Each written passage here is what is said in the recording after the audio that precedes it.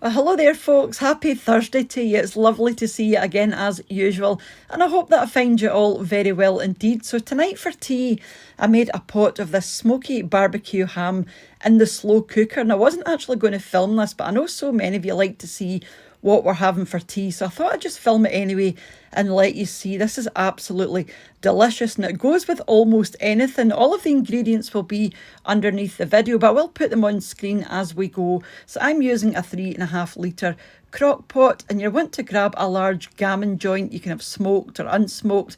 I'm using smoked just because I like the barbecue smoked flavour. So grab a large knife and just want to poke some holes in. That's going to let all of your spices and all your flavourings absorb into your meat. So I'm going to pop about a tablespoon of brown sugar on top of the meat and just rub it in with your hand, just all over the top and down the sides. And then to this, I'm going to add about half a can of Heinz cream of tomato soup. You can use whatever brand you prefer, but I do, we do like this brand, so whatever you choose to use, about half a can of that, because don't forget, you're going to get loads of extra liquid from the meat anyway, so don't overdo the soup. And then to that, I'm going to add 2 teaspoons of this garlic in the jar. If you're going to use fresh garlic, I would recommend just using the 1 clove. To that, I'm going to add about half a teaspoon of salt. Again, just pop that on the top, and I'm going to also add 1 tablespoon of tomato puree. Just mix that into the soup down the side with the garlic, and just make sure it's well stirred in around the corners and round the sides. Lift your meat up a wee bit just to let the soup flow underneath.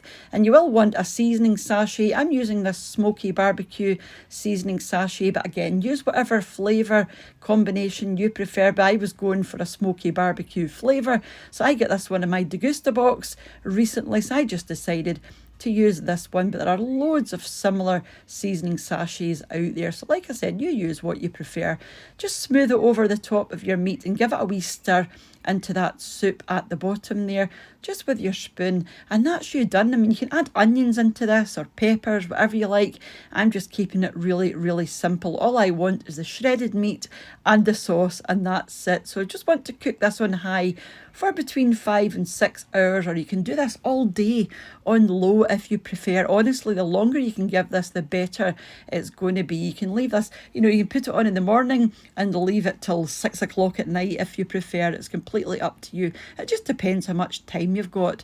And this was me around 6 hours later, and I'm just going to spoon some of my mixture on top and give it a wee flip over. I'm going to give this one another hour. I was actually done at this point, but I had things to do, so I just left it a wee bit longer than normal. I'm just going to give it a wee test just to see how easy it pulls apart, and look at that, no effort at all, and this is good to go. So what I'm going to do is I'm going to lift the meat out, pop it into a bowl.